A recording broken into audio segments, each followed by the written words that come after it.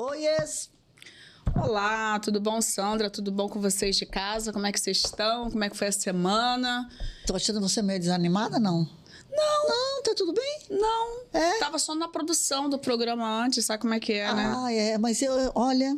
Muitas Isabel, coisas pra fazer. Eu tô um pouquinho cansada. Tava Tá. falando pra você. Você falou. Lá em casa eu tenho que resolver um monte de problema de eletricidade, de não sei o quê, mas, enfim, tô pronta para este programa. Como que é aquela história? Deixamos ali na porta os problemas Não, e tal. eu até há poucos minutos estava preocupada porque o meu filho fica mais tempo hoje na escola, fazendo uma aula extra, e não tinha chegado em casa ainda. Ai, Senhor. Aí eu falei, meu Deus, como é que eu vou conseguir gravar? Mas enfim, chegou em casa, tá tudo bem. Tô tranquilo. Então você tá tudo bonita certo. com esse look novo, né? Você viu meu look? Bem florido. Bem florido, esse né? E eu de cobra? Mas tá lindíssimo, nossa. É um cobra discreto. Não precisa me chamar de cobra também. Mas esse look tá lindo. Não é. Agora, tem outro jeito de falar essa palavra? Por que a gente usa essa palavra look? Sei, porque é de moda. De moda? O pessoal de moda fala look. Será que não seria estilo? Ou a sua roupa? Poderia falar também. Porque a gente nunca fala, sua roupa tá bonita. Sua roupa tá bonita. Você sabe que a minha filha fala isso, a Isadora? O que ela fala? Mãe, eu vou preparar meu look de amanhã. Pois é. Meu Deus. É uma palavra que... Deve ter em português, afinal de contas, a nossa língua é uma língua, não um dialeto. Deve ter essa palavra. Nossa língua é riquíssima, riquíssima, né? Inclusive, tem palavras da nossa língua que nem existem em outras línguas, né? Saudade, por exemplo. Saudade, por exemplo. É uma palavra só nossa. Então, a gente poderia acho que falar. look pode ser a nossa roupa. Como sua roupa tá bonita hoje, Isabel? Um estilo florido. E tem outra coisa. Às vezes, a pessoa nem fala, pô, você tá bonita, tá elegante. Você tá fashion, né? Também tá fashion. Fashion. Eu acho que acaba vindo no automático, né? De tanta gente ouvir, a gente acaba reproduzindo. E sem ter uma relação, né, com isso. Por que será, né, Isabel? Sandra, eu não sei, mas deve ter algo nesse processo aí, que a gente já passou por um processo desse aí há mais de 500 anos, né? Esse processo de colonização, né? Então, eu acho que vale a pena a gente tentar entender um pouco por que a gente usa tantas palavras. Mas você acha que a gente ainda vive num processo de colonização? Porra, Isabel, claro. Cara, não tem canhão, não tem caravelas, não tem tiro, não tem baioneta, mas eu acho que tem outros tipos de colonização mais modernos hoje. Vamos falar sobre isso, gente. Acho que esse programa vai ser bom, hein?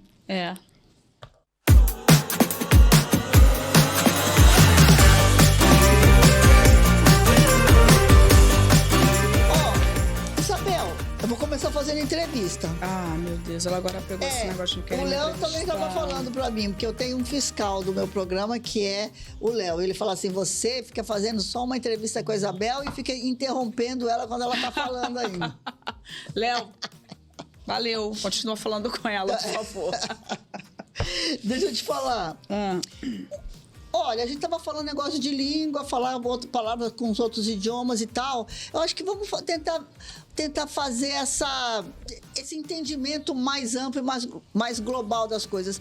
O que faz um povo? O que faz uma nação? O que você acha? Acho que uma nação são essas pessoas que vivem com os mesmos costumes, as mesmas culturas, num determinado território. E segue o costume desse povo, né? Então, eu acho que é isso. Eu acho que assim, uma nação é formada... Parte cultural. As suas etnias, né? Sim. Aí a cultura, a comida, a música, os hábitos. Tudo isso forma uma nação, né? Tá ligado claro, e também o mapa, a linha geográfica ali que determina que aquilo é um estado. Sim. Né? Que é o Estado brasileiro, né, que tem sua cultura, enfim. É claro que a gente tem as peculiaridades, dependendo das regiões, né?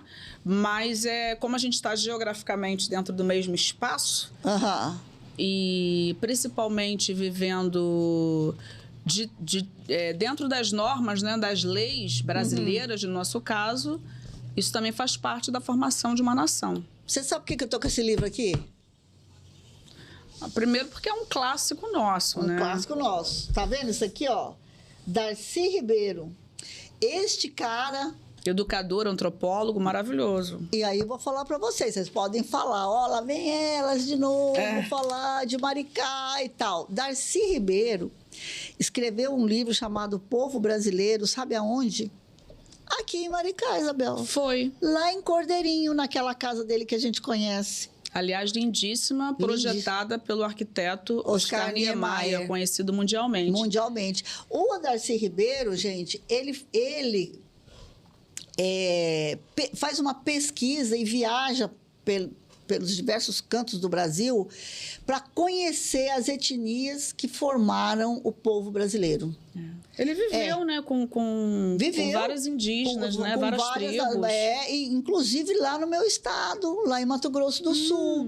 Ele conviveu com os Cadiuels, ele conviveu com os Guaranis, ele conviveu, enfim, para ele conhecer.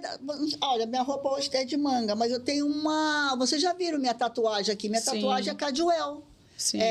E ele fez uma grande pesquisa, né? A formação e o sentido do Brasil. Então, ele conheceu como é que foi formado esse povo brasileiro. Então, ele conheceu todas as nações indígenas, aí ele viu a chegada dos povos escravizados também, como é que se formou essa nação brasileira. O Florestan Fernandes e Gilberto Freire também falaram muito sobre isso. Inclusive, você já sabe aquela dica minha, né? Se no seu celular pega um Google... Você vai lá, faz uma pesquisazinha sobre quem foram esses caras. É muito interessante. Agora, você que é uma professora, a gente aprendeu na escola, né, que o povo brasileiro, que é a nossa nação, nossos costumes, a nossa cultura, foi formada pela junção de 3 raças. Isso. O europeu, né, os indígenas e os negros. E os negros. E que isso... Mas isso foi passado de uma forma muito romântica e poética. Eu achava tão bonito. Nossa, eu também, Isabel. A miscigenação de raças...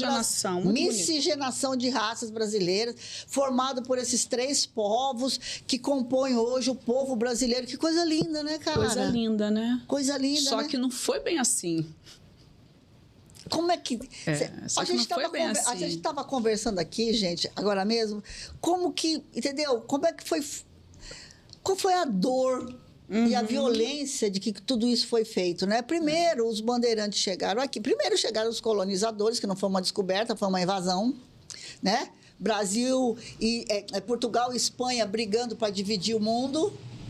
Tá certo? Os dois tinham a capacidade da navegação, a tecnologia da navegação. Grandes navegações. Então, aí os portugueses invadiram aqui. Ao invadir aqui, tá certo? Eles fizeram o quê? Né? Eles oprimiram todo o povo que foi encontrado aqui, que foram os indígenas. Eles né, determinaram como invasores que eles tinham descoberto esse território. E era deles. E ignorou completamente quem já estava aqui, que é o povo originário, os indígenas. O povo originário. Que aí o que acontece com o que o colonizador precisa fazer? Precisa destruir a cultura daquele povo, o jeito dele ser, as crenças dele, a maneira dele falar, a maneira dele se vestir, a maneira dele dançar, a maneira de... tem que oprimir, né? Tem que oprimir, destruir. E aí começou... E eles fizeram isso de uma forma... com maestria, né? Eles conseguiram fazer realmente isso. Uma violência requintada. Requintada. Eles conseguiram fazer isso. Os espanhóis foram terríveis também, os portugueses também. Principalmente quando se ataca a fé e a religião das pessoas, as né? crenças, dos povos, né? E aí, então, assim, acabaram com a religião dos indígenas. Vieram os jesuítas, né? Os jesuítas para catequizar, né? Para catequizar, para fazer eles de uma religião, a religião do colonizador. Para falar, vocês estão errados, não é assim que tem que se viver. Exatamente. Não existem vários deuses, só tem esse daqui, é assim que vocês têm que seguir. E é assim que tem que ser. E aí, eles foram moldando e oprimindo cada vez mais os povos originários. E essa miscigenação começa aí, né, Isabel? Porque aí os bandeirantes fazem o quê com as índias? Então... estupra, né? Estupram as índias, né? Escravizam as índias ao seu bel prazer. Ou seja, aí começa a miscigenação. Além das doenças que começam a ser trazidas para os índios, né? Pelo homem branco para os índios, que realmente não resistem, não tinham esses anticorpos para combater isso, nunca tiveram expostos a isso. E muitos começam a morrer mesmo, Exatamente. né? E aí, e assim começou a formação do povo brasileiro. Sim. Assim começou. E essa miscigenação maravilhosa que a gente estudou na escola, ela começou com essa violência. E não satisfeitos em violentar esse povo originário que já estava aqui, eles tiveram a brilhante ideia de ir para um outro continente, explorar esse continente e pegar as pessoas que moravam lá e trazer para cá na condição de escravos, né? Na condição de escravos. E aí entra a nossa terceira perna da miscigenação. Exatamente. Que eles fazem a mesma coisa. Eles fazem a mesma coisa. Eles fazem o quê? Eles escravizam a raça africana, oprimem as mulheres, estupram as mulheres. Eles separam famílias, eles dividem famílias, eles estupram, eles tratam, né, como coisas, tanto é que é ruim, Sandra, porque quando você dá essa matéria, por exemplo, na escola, e uma vez eu estava vendo uma professora de história ensinando continente africano. E toda vez que você fala em África, né, ela perguntou para os alunos, quando a gente fala em África, do que vocês lembram? E as crianças só falavam em miséria, fome, gente desnutrida, né? Só que essas pessoas, quando saíram da África, que foram forçadas a sair, né, foram escravizadas, a África é um país rico. E existiam vários reis, rainhas, príncipes que foram colocados nessa condição. Mas ninguém fala dessa cultura, ninguém fala que existe, né, as rainhas africanas, os reis africanos. Então, isso está muito distante do imaginário, justamente porque o colonizador fez questão de apagar. E como você falou, como quem conta a história é quem vence, a história dos negros, né, dos africanos, e tanto dos povos originários simplesmente foram apagadas. Tanto é que hoje, quando você fala muito no povo indígena, e você sempre acha que o povo indígena é um povo ignorante. Sim. Que não sabe das coisas. Sim. Que não estão preparados, que precisa de nós, brancos, ajudá-los a fazer as coisas porque eles não sabem de nada. Da onde que vem esse conceito, foi né? Até interessante. Porque se antes do branco chegar, eles viviam tão bem, né, cara? Claro, não tinha problema nenhum. Não tinha problema. E pelo contrário, né, respeitando a natureza, né, com todo aquele cuidado, né? Aquele cuidado com a natureza, aquele respeito, né, muito diferente do que o homem branco fez ao chegar aqui, né? Ao chegar e continua fazendo, né, Isabel? Porque se a gente aprendesse com os povos originários como que é se relacionar bem com a natureza, com a mãe terra, a gente não estaria vivendo essas catástrofes. Essa crise climática que a gente está vivendo. Que a gente está vivendo, Mas o fato é que essa historinha bonita que contaram pra gente, dessa miscigenação, como você falou, e essa historinha de que não, as pessoas vieram para cá para trabalhar, não foi assim, né? Essa miscigenação não foi assim. As pessoas foram obrigadas, foram forçadas. Foram forçadas. Né? E eles atacavam muito a religião das pessoas para enfraquecê-las. Sim, a gente falou que dos povos originários, mas em relação ao povo africano também. Sim, sim. Em relação ao povo africano também. Por quê? Porque acabou com a alma do cara, a religião dele não servia mais para nada, ele tinha que ser cristão, ele tinha que ter um nome branco. Sim, apaga a história da pessoa. Da pessoa. Ele, né, tinha que ter um nome branco, ele não podia mais usar o nome dele. Inclusive, foram várias nações, né? O continente africano muito grande, várias nações foram trazidas. Eles separavam essas pessoas, né? Justamente para eles não se comunicarem. Então, pessoas que não falavam a mesma língua ficavam juntas justamente para não ter essa comunicação. Quando eles perceberam a força da religião, por exemplo, também, né, não deixaram eles mais cultuarem os deuses dele, né? Na verdade, demonizaram. Então, essa história que a gente já falou aqui sobre toda essa intolerância religiosa que existe, vem dessa época, gente. Porque os deuses, né? Os orixás desse povo africano, eles foram demonizados pelo homem branco, né? Inclusive, botaram um diabo, um demônio que nem existe na religião. O Exu, né? Eles tratam o Exu como se fosse um demônio. Demônio é uma figura da religião católica. católica. Né? Demônio não é uma figura das religiões da parte da judaico-cristã. Judaico-cristã. Então, o que acontece? Aí eles transformaram e fizeram um diabo também na religião dos outros. Então, eles aniquilaram as pessoas, né? Enfraqueceram as pessoas. E é isso. E tentaram implantar toda essa cultura deles aí. Mostrando que o deles que era certo e não o nosso, né? Esses dias, eu não sei se vocês viram o Fernando Haddad no Congresso, um deputado começou a criticar os gostos culturais, o gosto cultural do ministro, enfim, e tal, papapá. Aí o Fernando Haddad falou, deputado, mas o que você tem a ver com isso? Não é da sua conta, meu gosto cultural. Você quer que eu tenha o seu gosto? Vocês são a favor da monocultura? Ou seja, vocês são a favor de uma cultura só? Mas, olha, os portugueses... Eles não foram só eles que vieram para o Brasil, né? Aqui no nosso roteiro tá franceses, holandeses, espanhóis, alemães, italianos, né? Muita gente. Só que com uma diferença, né, Sandra? Todo mundo veio... Os indígenas estavam aqui e foram colonizados e escravizados, dominados. Os africanos vieram para cá porque foram forçados. Né? Vieram para ser escravos aqui, escravizados e tratados como coisas. Quando as outras pessoas vêm, aí eu acho que eu já estou mais à frente, né? Você já está mais à frente. Mas mesmo assim pode falar dessa parte. Quando as outras pessoas vêm para cá, os outros povos, eles vêm com terra. Já, né? Eles vêm para ajudar a povoar, vamos dizer assim.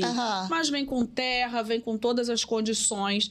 Diferente quando a gente fala da abolição da escravatura, que o Brasil foi um dos últimos países a fazer essa abolição, os negros foram jogados na rua. Ninguém deu casa, ninguém deu um pedacinho de terra para você plantar, para você, né? Então, eles eram marginalizados, inclusive. Não, então a diferença é muito grande. Mesmo antes da vinda de italianos e para cá e tal, mas também a gente já teve, né, alguns momentos que outros países europeus tentaram invadir o Brasil. Sim, você está falando disso. Mas o que eu quero dizer... Era muita riqueza, né? Era muita briga por causa da riqueza. Muito ouro, muita coisa, e era tentando... O pau-brasil, um monte de coisa. Enfim, mas só que agora, gente... a gente estava falando até sobre isso, né? A gente estava falando da cultura, de como que é agora a questão da colonização, né? Que vai... Sim. Antes da gente entrar nesse tópico aí, eu queria falar um negócio, Isabel. Você viu esses dias que teve uma TikTok, acho que ela... deixa eu ver aqui, americana, que viralizou na internet. Ela estava fazendo uma pesquisa sobre livros... de todos os países do mundo. E quando chegou no Brasil, ela escolheu Obras Póstumas de Brás Cubas, não, Memórias Póstumas de Brás Cubas. Do Machado de Assis. Machado de Assis. E aí, o que aconteceu, minha filha? Você sabe que o livro está bombando na Amazon dos Estados Unidos e no Brasil? Porque ela falou? Porque ela falou. Olha isso. E ela fez um resumo da obra. Então, Memórias Póstumas de Brás Cubas, o livro de... Olha... Gente, o livro existe há... Aí eu falo para você, e ela está estudando português para ela poder ler português brasileiro, para ela poder ler outras obras brasileiras, porque ela achou o máximo. Aí... será que até nós, brasileiros, estamos comprando agora Memórias Póstumas de Brás Cubas? Aí eu vejo, cara, que eu também fico no TikTok bastante tempo, fico vendo reels no Instagram, eu vejo um monte de gente, cara, é mais uma coisa que aquela coisa, aquele complexo de vira-lata que a gente tem, sabe? Precisa vir alguém contar pra gente que aquilo que nós somos e que nós produzimos é bom. Impressionante, cara, gente. Eu fico assim, sabe? Uma coisa que me deixa assim... Eu falo, não é possível que tem tanta gente espantada com Memórias Póstumas de Brás Cubas, cara. Mas tem. E você sabe que tem um movimento, não é nem movimento o nome, mas é um eurocentrismo, que eu acho que é da década do século XVI, que ele fala justamente isso, né? É como se os países da Europa, eles ditassem como deveria ser uma sociedade moderna. Então, não sei se você lembra que mesmo no Brasil, naquela época, aquelas mulheres com chapéu, aquilo tudo, aquelas roupas, aquelas sombrinhas, aquilo tudo é importado. Tudo da França, era coisa francesa. Dos países europeus. A gente tem sempre teve essa tendência de achar que o que é de fora é melhor que o nosso. Aí tem que vir uma pessoa norte-americana para falar que um livro que já existe há 500 anos... né, de um escritor nosso, que é o Machado de Assis. Sim. É um livro maravilhoso. Aí agora, de repente, você vai ter um monte de brasileiro comprando o livro. Mas da Amazon americana e na Amazon brasileira é o livro mais vendido. Aí eu fico pensando, gente, tem horas que quando acontecem umas coisas com a gente, eu acho que é meio que bem feito. Porque, gente, esse espírito nosso de vira-lata, às vezes, me dá uma... Cara, é complexo de vira-lata. Complexo de vira-lata. Exatamente. Porque a gente sempre acha que... Agora, esse complexo de vira-lata, Isabel, é também a forma como que o opressor nos colonizou e fez ficar com o pensamento que tudo que é nosso é ruim. Igual o estilo do povo originário dos indígenas, igual o estilo de ser dos africanos, igual a tudo. Então, como nós somos a periferia do mundo, América Latina, e existe um ser poderoso e mais sabido que nós, então ele precisa falar todo dia que nós somos uma porcaria e que o bom é ele. Então, continua, você me perguntou no começo se a gente ainda é colonizado. Continua assim. Continua sendo, Eu quero te falar uma coisa. Eu tenho, assim... Como eu já tenho mais de meio século de vida, eu tenho algumas historinhas para contar. Conte. Aqui no nosso roteiro fala que desde 1910 os americanos tentam exportar o seu modo de vida. Porque você sabe que os americanos não só são satisfeitos em fazer as coisas no país deles, como eles querem fazer a monocultura, como disse o Fernando Haddad, fazer com que o mundo inteiro seja igual a eles. Siga eles, né? Exatamente, porque eles são os melhores, porque eles têm a melhor democracia do mundo. É o mesmo objetivo do eurocentrismo, é a mesma coisa. É a mesma coisa. Então, o que acontece? Eu me lembro muito bem, Isabel, e aí eu vou fazer uma retrospectiva da minha história e tentar encaixar um pouco. Por exemplo, eu nasci em 1960, tá certo? Pouco tempo depois veio a ditadura imposta, porque as ditaduras da América Latina... Na década de 60, foram armadas e organizadas pelos Estados Unidos. Com uma coisa que vocês escutam todo dia aí, para impedir o avanço do comunismo. Você sabe que esse negócio do comunismo não é velho, Sei, né? Aquele pessoal que come criancinha. Aquele pessoal que come criancinha. Então, já para combater o comunismo, eles criaram toda essa situação. Junto com isso... Ai, desculpa, gospi. Junto com isso, veio um monte de coisa. Então, eu me lembro que a gente não comia nada enlatado. A gente tinha todas as coisas, comprava no boliche e tal, arroz, feijão, verdura, papapá. Se queria maionese, a gente fazia. Se queria fazer um queijo, eu comprava ali do cara que produzia leite, assim sucessivamente. As pessoas comiam bem melhor, né? Bem melhor. Aí veio todos os enlatados. Aí começou os problemas. Né? Uma geração de pessoas obesas, não só obesas com problema cardíaco, com problema disso, com problema daquilo. Tá certo? Então, veio o modo de comer americano, né? Que era o quê? Você abria uma lata, você não precisava mais ficar picando as coisas. Abria uma lata, jogava na panela, praticidade, pronto. As máquinas de lavar, as coisas que foram acontecendo, o modo americano de ser. Tudo era bonito. Nessa época, Isabel, posso falar para você? As propagandas que a gente via, não tinha uma pessoa negra como você. Não tinha, né? Não tinha. Era tudo gente branca e de olho claro. De olho claro. Num país... Touros. Num país cheio de negros, indígenas, brancos. E eu sou do Mato Grosso do Sul, já te contei isso. Lá... A colônia japonesa, que veio de Okinawa, é muito grande. Lá tem muito sírio-libanês. Lá é mais miscigenado do que no resto do Brasil. Ignora tudo isso.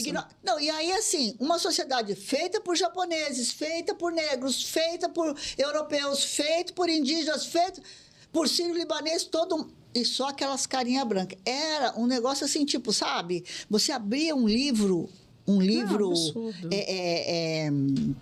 Didático, tinha uma mulher...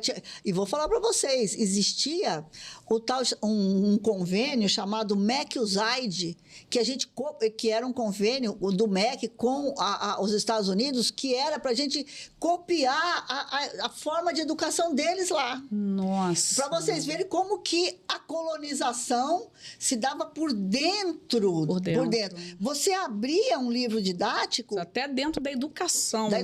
Você abria um livro didático, tinha o quê?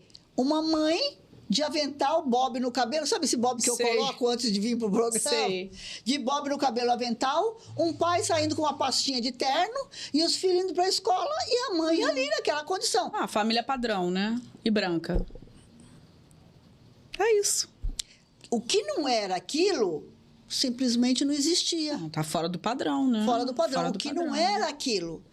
Aí, você ligava um rádio. Música em inglês. Tempo Só todo. em inglês. Você não via um samba, você não via um chorinho, você não via nada. Era só música em inglês. Sabe esse Christian Ralph que canta música sertaneja agora? Esse Christian, ele cantava só música em inglês. Nossa. Pode dar um Google aí, galera, para vocês verem. Só cantar. É porque eram as músicas que ele podia cantar no momento, né? Para dar mais ibope, porque né? era a música que as rádios podiam tocar. Porque se as rádios não tocassem as músicas em inglês, tá certo? Aí o que acontecia? A ditadura não deixava. Nossa. Porque a ditadura era o quê? Para levar a cultura americana. Então, aí eu te pergunto, essa é a nova forma e a gente de colonização. Infelizmente, a gente não está tão longe, porque até há pouco tempo aí, né? Há 5 anos, 4, 5 anos atrás, a gente tinha gente no poder que adorando os Estados Unidos, né? Reproduzindo tudo que os Estados Unidos e fazendo tudo que os Estados Unidos pediam. Infelizmente. Né? Então, aí é isso. E aí, então, você vê que as influências, elas vêm, né? E aí, na década de 60, 70, foi isso. Depois, na década de 80, a gente teve aí o rock brasileiro, que veio para arrebentar com tudo e tal. Mas, enfim, então, é uma forma de colonizar. Então, antes, Sandra, essa colonização era com violência e era explícita. Hoje, essa violência, ela continua acontecendo, mas ela é de uma forma implícita, de uma forma velada, vou dizer assim, e de uma forma simbólica, para que as pessoas realmente não percebam. Você acaba importando tudo deles, mas de uma forma muito natural. Você não está sendo violentado, né? Não tem mais. Eles não estão invadindo com... Não estão invadindo. Primeiro, eles invadiram com caravelas e canhão. Depois, eles invadiram com os militares ditadura. Agora, não tem mais nada disso, porque agora nós estamos numa época mais moderna, né, Isabel? Sim, a época mais moderna. Agora, que aí você dá um clique aí nas redes sociais e você vê um monte de propaganda, de coisa. Hoje, até que as pessoas estão... Né, acordando um pouco para essa questão até da valorização, vamos falar aqui do nosso país, para a valorização das coisas nossas que nós produzimos aqui no Brasil. Mas ainda é muito forte essa colonização simbólica dentro de parte cultural, da linguagem, né? Tanto é com as palavras mesmo que a gente utiliza no dia a dia, como você falou, né? Porque a gente não fala, pô, seu vestido tá lindo, sua roupa tá linda. A gente fala que o seu look tá bonito. Né? Poxa, você tá tão fashion, né? São coisas que a gente reproduz, mesmo que você não queira, a coisa sai. Né? Então, de repente, a gente pode ficar atento a isso. E é igual quando você vai no aniversário, a pessoa, olha, o meu Niver, antes da gente ter essa conversa, porque às vezes a coisa está tão presente, mas a gente não para às vezes para refletir. Antes mesmo dessa reflexão e dessa pauta no programa, eu nunca gostei desse negócio de Niver, né?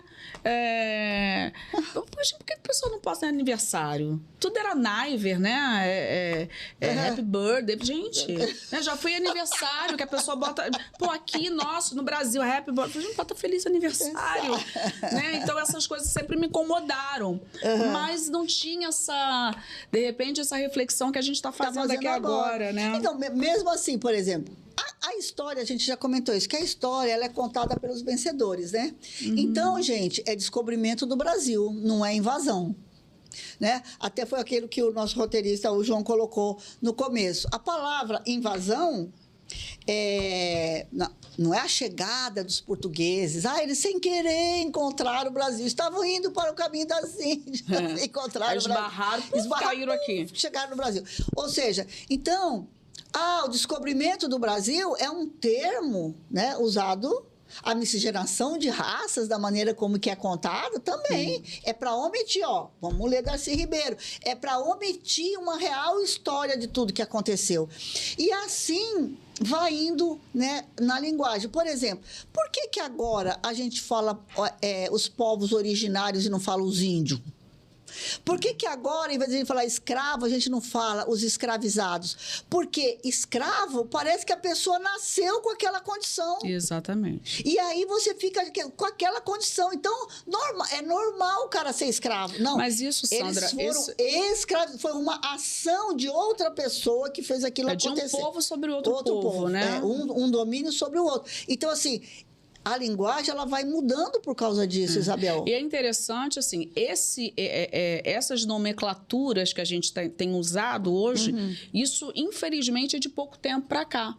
Né? A gente encontra muitas pessoas ainda falando índios, falando escravos. Né? E é uma coisa que as escolas devem divulgar e falar mais para que as pessoas aprendam o termo certo, que a gente chama de letramento. Né? Quando você está ali condizendo com o assunto que você está falando.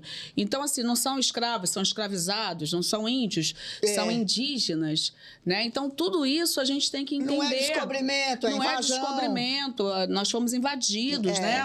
O país foi invadido, né? Os negros africanos, eles vieram para cá na condição, quando chegaram aqui, na condição de escravos. Eles não eram escravizados, eles eram livres, né? No continente deles. E tinham muitos reis, muitas rainhas, príncipes, né? A África não é só um lugar onde tem miséria, como a televisão mostra, a mídia mostra, a televisão tem miséria, gente doente, pobreza extrema. Não é isso. Né? O continente africano é riquíssimo. Nossos povos indígenas, né? Nós, inclusive, entrevistamos uma indígena aqui, a Carol, e, nossa, com mestrado, dando aulas, né? E foi até engraçado que no dia eu falei, gente, vão dizer que você não é indígena, né? Porque você estuda, você fez tanta coisa, né? E é isso. Então, porque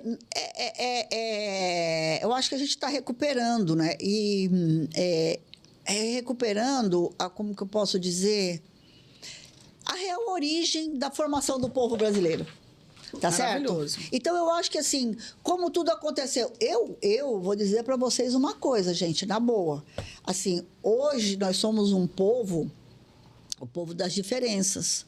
E a resistência do povo brasileiro, da maioria do povo brasileiro, em impedir essa colonização agora moderna, que é no sentido de, sabe... eu vou falar sempre a mesma coisa, mas assim, gente... Vocês parecem que a colonização hoje parece que faz uma logotomia na cabeça das pessoas. Convence até que a Terra é plana. Convence até que os comunistas dão uma madeira de piroca para os seus nenê. Ou seja, tem uns negócios que faz umas logotomia na cabeça das pessoas. Mas se não fosse também essa miscigenação de raças construída na luta, na dor e no sofrimento desse povo, que transforma tudo, porque o povo brasileiro transforma tudo não é em alegria, mas em momentos de aprendizado, né? Sim. De superação dessas coisas. Então, se não fosse essa resistência para a gente ir buscar, hoje, contar a verdadeira história da gente com a linguagem correta, com a determinação conceitual correta, tá certo? E quem traz é essa resistência da miscigenação. Agora, tem uma coisa interessante aqui que o João, nosso roteirista, colocou. Ele coloca que em 2024 não são mais necessárias caravelas para esse domínio, né? O mais eficiente agora é controlar a linguagem, controlar a parte cultural das pessoas. Então, é a partir da linguagem que a gente constrói os nossos pensamentos, que a gente vai nomeando as coisas, que a gente vai enxergar o mundo. E tem um educador que com certeza todo mundo conhece, eu fiz questão de botar uma frasezinha dele aqui, que é o Paulo Freire. Ele fala que quando a educação ela não é libertadora, né? Quando a gente não tem uma educação eficiente que vai libertar, de fato, as pessoas, o sonho do oprimido é ser opressor, infelizmente. Né? Então, essa parte nossa educacional é muito importante para libertar as mentes. Porque as pessoas, às vezes, não é só uma questão de você entregar o conteúdo, mas uma questão de você gerar possibilidade e oportunidade para que esse indivíduo ele possa pensar por si só e ele possa construir esse mundo, as suas ideias, a sua parte cultural. Isso que é mais importante. Né? Não, e você vê, você falou isso agora do Paulo Freire. Você pega, por exemplo, quando tenta se discutir o imposto sobre fortunas, o cara que tem um carro igual o seu, por exemplo, é contra.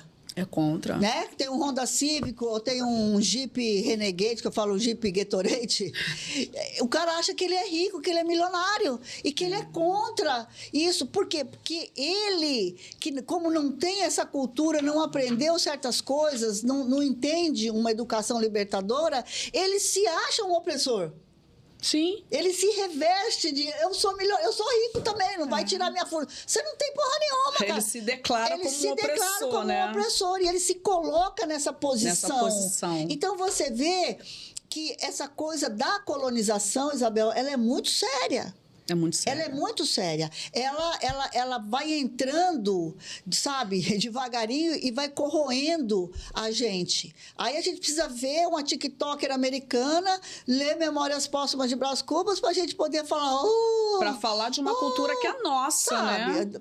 Porra, entendeu? De um escritor que é nosso, de uma obra, né, importante na literatura brasileira que é nossa, e as pessoas não querem ler. Mas aí precisa vir a norte-americana para falar. Agora tem um monte de gente comprando. Você falou que está na Amazon brasileira também, né? É americana. Então, é isso. Outra coisa que me incomoda muito, eu vou falar aqui que está aqui no roteiro, me incomoda muito, e o João colocou no roteiro, e eu vi... Umas semanas atrás, a ministra Carmen Lúcia, aquela do STF, aquela velhinha lá de Minas Gerais, que é uma coisa que me incomoda, Isabel. E aí eu até gostei que o João levantou aqui. É uma palavra chamada fake news. Sim. A ministra estava falando assim... O que é fake news? Fake news, na minha opinião, é uma forma gourmetizada para minimizar um cara que é mentiroso e criminoso, que fala em verdades. Porque o que é uma fake news? É uma mentira.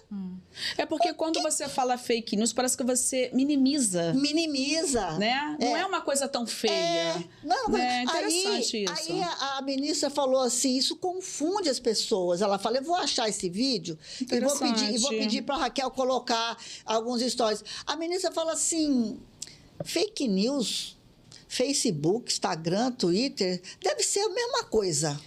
Ninguém vai atrás para saber o que é. Verdade. Não é verdade? Isso vai confundir na cabeça. Fake news, Facebook, porque você fala Instagram... fake news, você até desqualifica uma coisa que é tão ruim, que faz tão mal para a sociedade. Tem gente, inclusive, nem entende que termo é esse, o que é fake news. Quem faz fake news é um fakeiro? É um fakeiro? Né? Fake news é uma coisa legal? Legal. É um fakeiro? Não. Um cara que faz fake news é um fakeiro? Não. Fake news é uma coisa... mentiroso. Fake news é uma coisa que a gente, desde pequenininho, fala para as crianças. É feio mentir. Não pode mentir. Fala a verdade para a mamãe. Já viu isso? Todo mundo fala isso? Olha, então, quem não faz... Vou até ler o texto que o João escreveu aqui para ficar bem claro. Um outro ótimo exemplo do controle da linguagem e como molda nossas ideias é o conceito de fake news.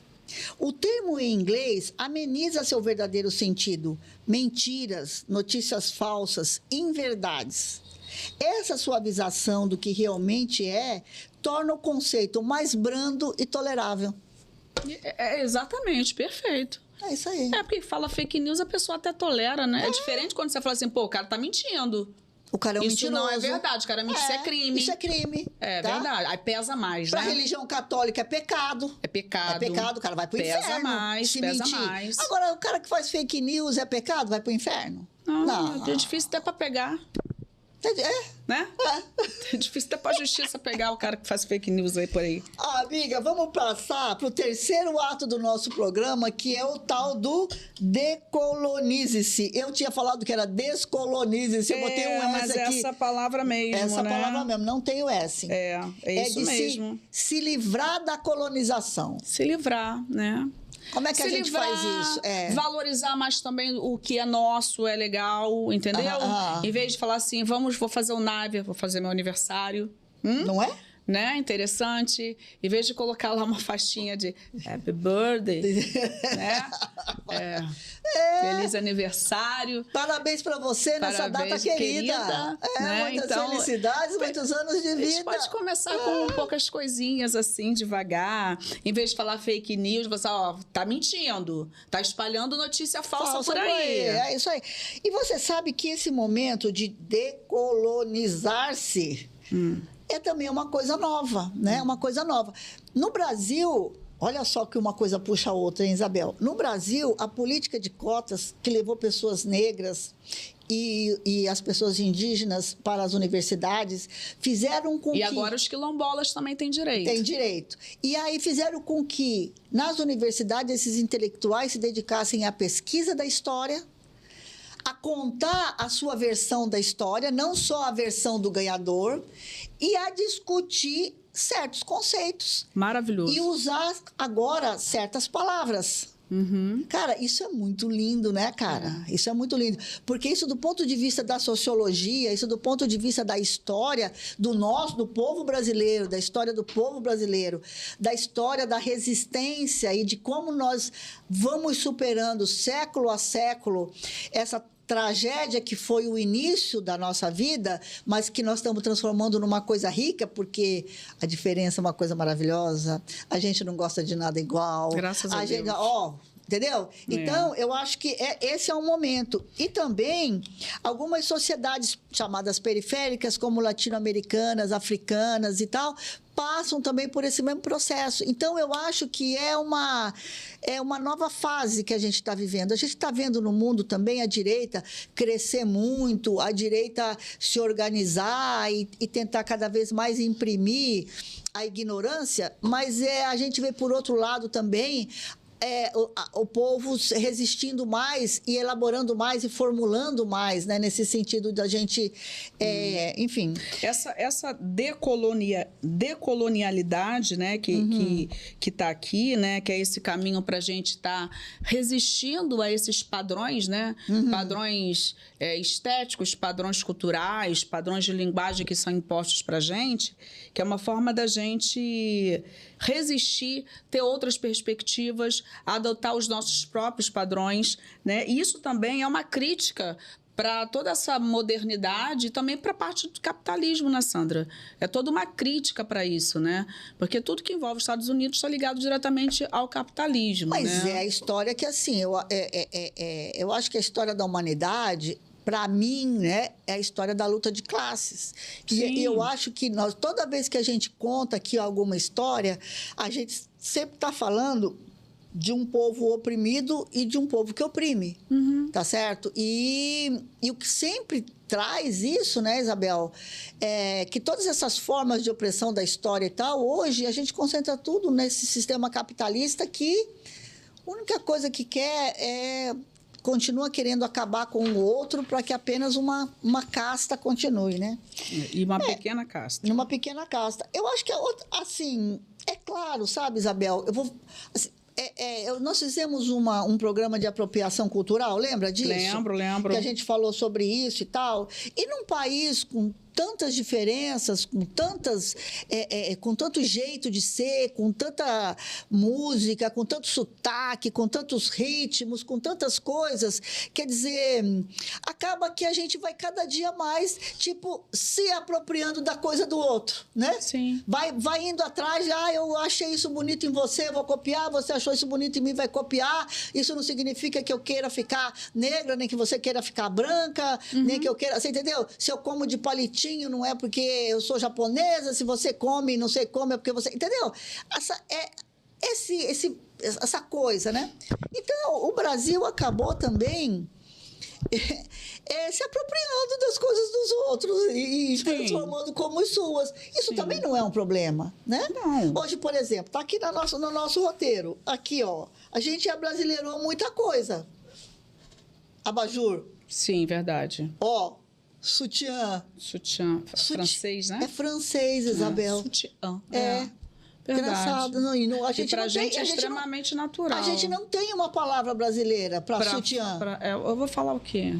Não tem. O que a gente vai falar para abajur? Candelabro, será? Não, candelabro é o que fica lá. Fica lá. Não sei, abajur. Agora, olha, purê.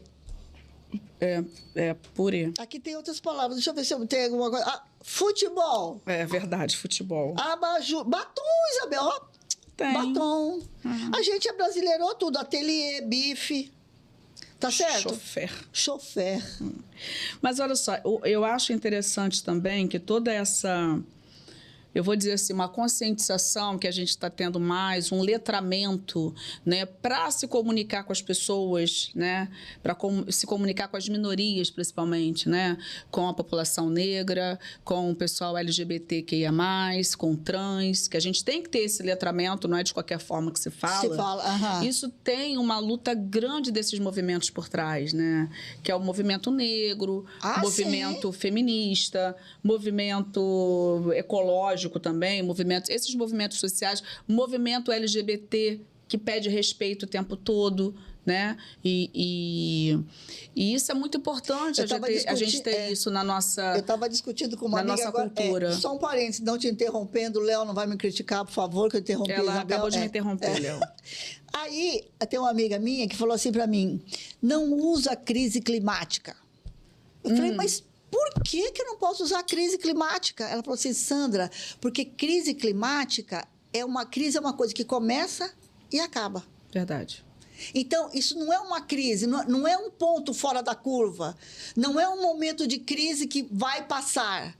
É uma situação, tá certo? Que está acontecendo por conta da ação do homem na natureza, blá, blá, blá. Então, não vamos amenizar essa situação. Então, toda vez que a gente chama... Eu confesso que eu tenho dificuldade. Toda vez que eu falo crise climática, eu acho que eu até falei hoje. Falou? Acho que eu falei. Acho que você falou. Acho que você falou. A gente falou um pouco de meio ambiente, falou. Mas, enfim, porque ela falou isso. Então, a palavra e a conceituação, isso que você fala, por exemplo, de que a resistência dos povos, né, dos povos negros, dos povos originários, que hoje estão nas universidades e que estão buscando... que estão reescrevendo essa história sobre um outro ponto de vista, né? O pessoal do meio ambiente, a questão de você respeitar a questão de gênero. Enfim, eu acho que isso tudo é uma coisa que a gente precisa ver, né? Eu sei que a galera fica meio chateada quando a gente usa alguns termos que fala, né?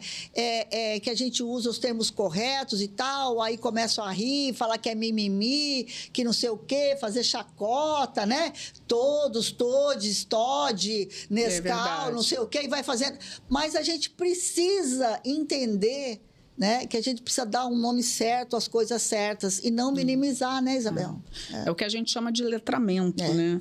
E é necessário... Letramento, professora.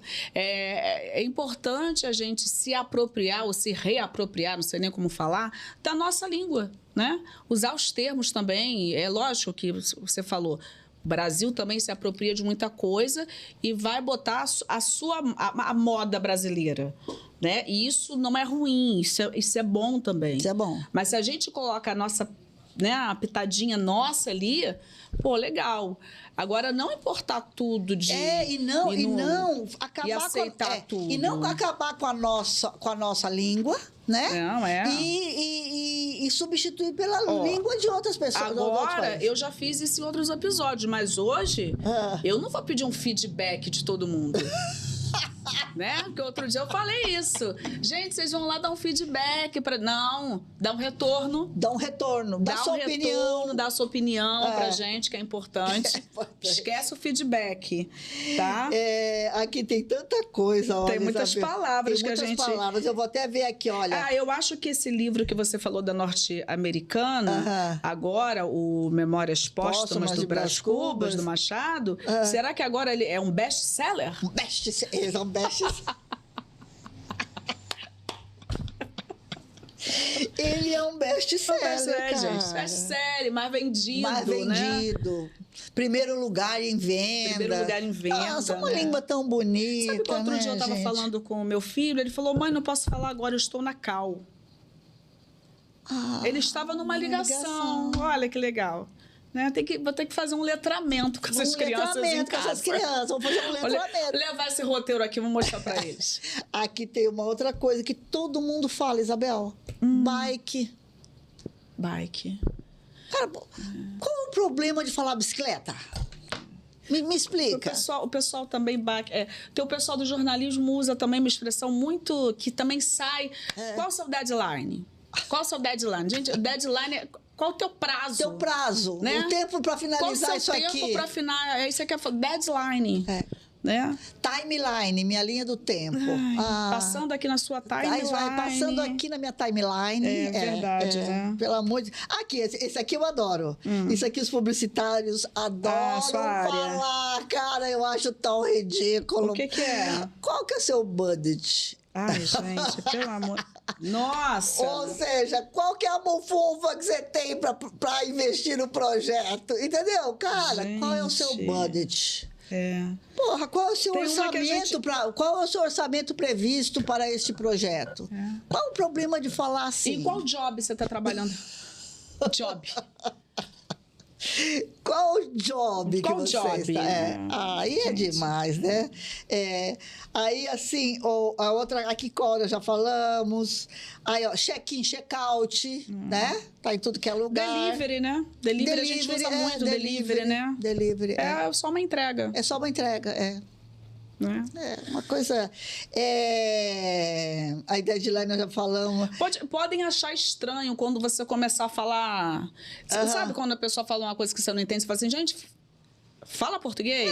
Fala português. Podem achar estranho no início. Depois a pessoa vai acostumar com você falando isso. Não tem tradução, não? Você não sabe qual que é a tradução? É verdade. Aí, freelancer também é uma coisa que tem bastante na nossa área, né? Freelancer também tem muito. A gente até fala... Abrevia, freela. A gente abrevia, porque a gente é legal, freelancer. A gente não tem... autônomo, um cara que é contratado por um trabalho específico. Acabou, exatamente. É um freela. É um freela. Follow-up é ótimo. Você não vai fazer um follow-up deste projeto, deste job? Você não vai fazer um follow-up deste job? Meu Deus do céu. Um gap. Por exemplo, uma coisa que a gente usa muito aqui também é hit. Hit, sucesso. Quantos sucessos? Nós temos vários hits. Eu posso te perguntar uma coisa? Pode. Qual o seu hobby? O meu é de bolinha. Deixa eu falar agora. Eu tenho um vermelho. O meu é de bolinha. Gente, o hobby é para falar, né? O seu passatempo. O seu passatempo. Alguma coisa que você gosta de fazer nas horas vagas. Enfim, tem uma lista de coisas aqui. Muito Inclusive, vocês podem dar um retorno pra gente, colocar lá nos comentários outras palavras assim, que a gente está importando de outras culturas. E como que a gente poderia usar? Tem um significado? Se tiver, vamos usar no significado. Vamos usar no português. Usa no português. Aí eu tenho uma outra coisa que eu gosto aqui, ó. Know-how. Qual é o seu know-how? E a sua expertise? Eu lembrei dessa também. Qual que é a sua? Não, ele não tem expertise nessa área. Ele não tem expertise nessa área. Bom, gente... e assim vai. Aqui tem um monte, Isabel. Se a gente for ficar falando isso o tempo todo, aqui não dá. Mas o pessoal vai botar. Esse aqui é legal. Esse aqui também agora está na moda. Todo mundo usa. O seu mindset. Gente, mas o que a sua mentalidade, o que você pensa sobre o assunto, qual é o senso comum disso aqui? Gente, mindset. Isso é muito difícil. Gente, vamos embora combinar? Que coisa cafona. Nossa. Não é cafona ficar falando essas coisas, Meu né? Deus, vamos você fazer sabe que meeting. às vezes isso fica enraizado, a gente fala em português, a pessoa não entende a gente não, hein? E sabe o que acontece? Você chega e vai falar numa reunião, mindset e tal, a metade não entende e tem vergonha de perguntar porque acha que você é sabido. E ele não pode perguntar porque ele acha que ele é burro. Meu Deus. Cara, é isso que acontece todos os dias, sempre. Isso, gente. E é a forma de você oprimir o outro, botar o outro no lugar dele. Você não sabe o que é mindset? Azar o seu, né? Que eu sou mais esperto que você. Eu tenho mais expertise que você. Fica aí no teu lugar aí, ó. Fica aí no teu lugar. Gente. É isso, meu Deus, tem coisa pra caramba. Mas o pessoal vai dar esse retorno. Vai dar esse retorno pra gente. E vai colocar lá outras palavras que a gente usa, assim, que a gente importa. E eu acho, Isabel, que, olha, esse programa aqui é um pouco pra gente... Simples assim também é cultura, né? Não, mas, gente, olha, eu vou indicar para vocês. Eu falei aqui do Florestan Fernandes, falei aqui do Darcy Ribeiro, de quem mais que eu falei aqui? E do... Falamos até Gilberto do Paulo Freire. Do Gilberto Freire, do Paulo Freire. Eu acho que são... Gente, esse livro aqui é maravilhoso, tá, gente? O Povo Brasileiro, de Darcy Ribeiro. Darcy Ribeiro em Maricá. A utopia é aqui.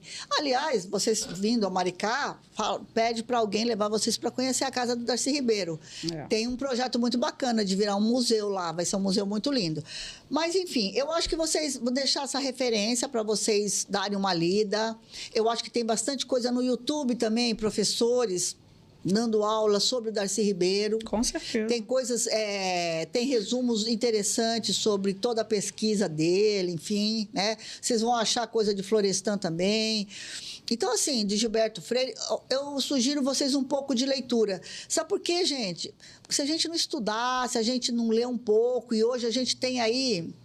Né? Tem o Google aí para a gente poder, na nossa mão aí, todas as informações, né? Porque senão daqui a pouco vocês também vão estar acreditando em terra plana, mamadeira de piroca, essas coisas. E aí, gente, fica tão feio isso, né, amiga? Não acredite em mentiras, então, assim, verdade, vamos... não. Gente mentirosa, não. E fake news eu nunca mais vou usar, Isabel, a partir de agora. A gente vai ter que se policiar aqui. Vamos ter que se policiar. Bom, você indicou leitura e agora e nossa música, qual vai ser?